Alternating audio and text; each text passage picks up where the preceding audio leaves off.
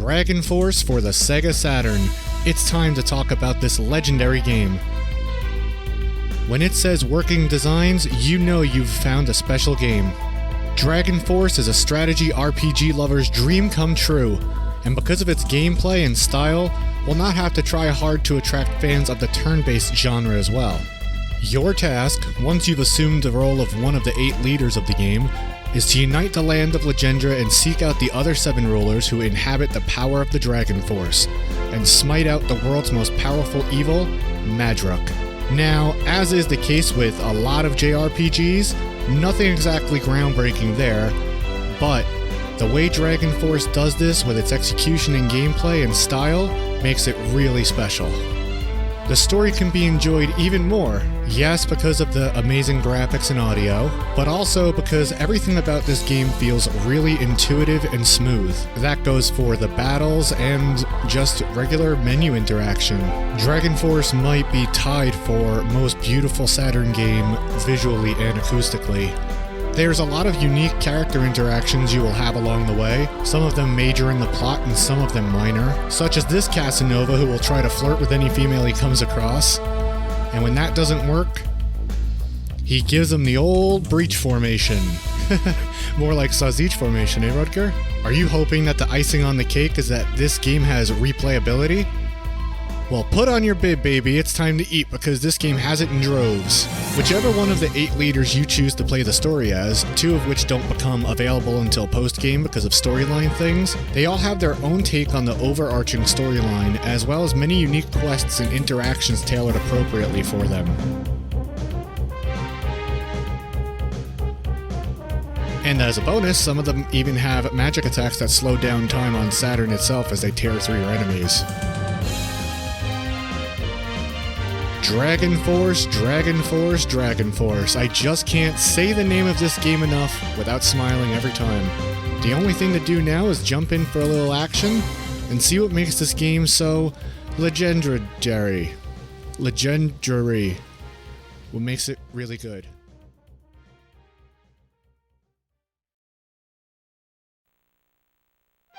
And here we are. This is Dragon Force. Right from the start menu, we are gifted with seeing this gorgeous illustration. We're going to start a new game instead of continuing because, frankly, I don't remember where I left off. And we can get that day 1 experience. Here are the countries you can choose to play as, and then there are those 2 that you can't select until you've beaten the game. For entertainment's sake, we're going to go with what is one of the harder campaigns in the game, and that's mostly due to your placement on the map and the troop type you start with. So right now we're at our home base and needing to tend to a few domestic affairs before we set out for battle. For achieving victories in battle, you will gain awards which could be given to your generals in order to allow them to command more troops. Items is for your items, duh. Audience is where you can speak with your generals or generals you've captured in order to attempt to sway them to your side. The generals menu is for speaking with generals already in your army and to check on their mood, because sometimes generals will leave your army when their morale is low, and there are items that can help with that. Now, search and fortify are unique in that you can only choose one of them per round, so make your decision wisely. And look at that, Shia found us some virtuous runes, which increase intelligence. Alright, I used the manana. Let's see if her increased intelligence helps in the search.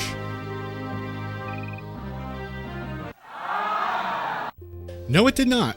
Back on the menu screen again, you can access the world map. It's a pretty helpful tool in planning out attacks, but even so, I hardly ever use it for some reason. Archives is where you're going to save your game. Let's hit done now because I think we're ready to start our journey. Well, to start out, we're surrounded by enemy castles, and our starting troops, monks, are not really great against our surrounding enemies. Let's check it out and see what we're up against. Samurai, soldiers, beasts. I think we do okay against beasts. Now, this is the first castle that's integral to our storyline. Monks, samurai, mages, and archers. Not terrible if I could sneak around the mages and archers with my monks.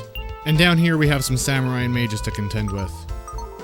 Oh, and this jerk, who is a pretty darn good general, but will leave your army if he ever encounters an army with a female general. At least Rutger knew how to stay with his team.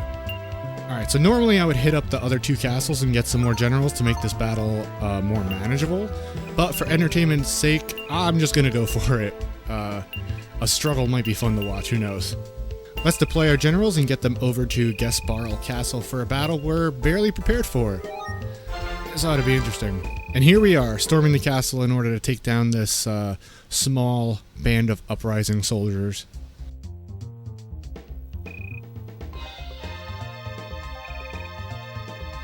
Yes, I take that very personally.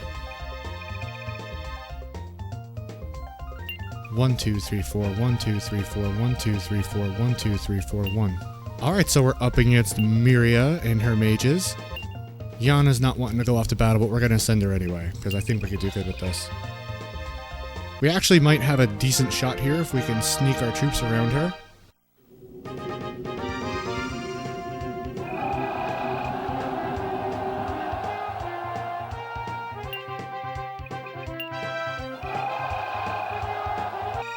Hit her with a little aura blast.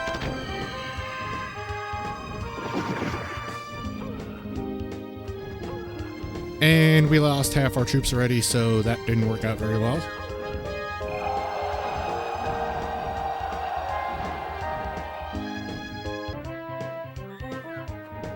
At least we were able to bring it to a duel here. I wish I had a little more health, but let's see if we can finish her off. And she wants nothing to do with us. Alright, well, a victory is a victory. I'll take that. We might not capture her now, but we'll see. Alright, well, up against Kodiak and his samurai, I'm left with little choice but to send Garius and his soldiers after him. I really wanted to save him, but I think I could take this guy out. Ah, man, that's not good. Not off to a great start here.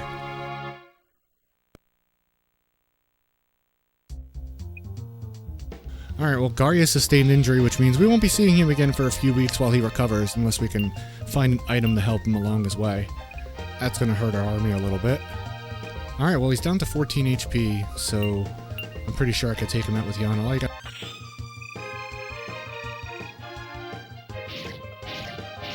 You got... what?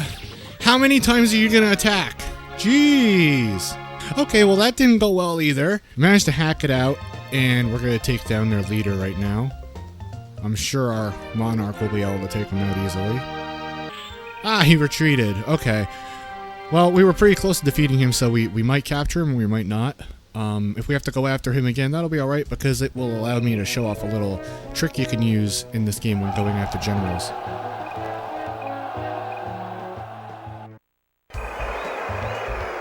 Victory is ours. But at what cost? Okay, so here's the deal. You see how the enemy is right on our castle as they're fleeing? Well, we're going to pause the game as soon as we can, and we're going to deploy our army after them, and since we're going to appear right on our castle as well, we're going to bump into them and engage in a battle before they can really move. Now that they're wounded, it should be easy to clean up the rest of them, and that's a pretty helpful technique. Hit him with a little aura blast. And he's done for. We gained a level for each of our 2 remaining generals and captured the rest of the army. Time to head back to our main castle, rest, and gain recruits for the next wave of battles. This is also going to give me a chance to show you another little trick when entering castles, and it could be pretty helpful in certain situations.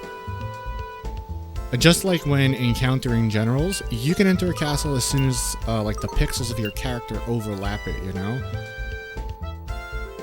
It didn't make a big difference there, and it works a little better when entering a castle vertically, because you skip more space, and like I said, it's not huge, but it could be advantageous in certain situations.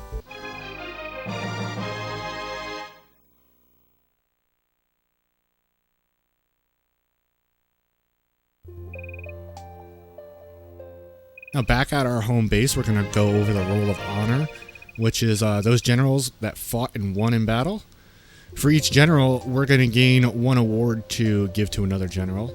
And what's weird is if your monarch is on the Roll of Honor, you'll gain an award that's only able to be given to them. Sounds a little egocentric, but sure. And now that we're back here, you're going to want to hand out your awards and search and fortify, do all that good stuff. Try to sway captives to your side. Do this enough times and you will have united Legendra and taken down Madruk.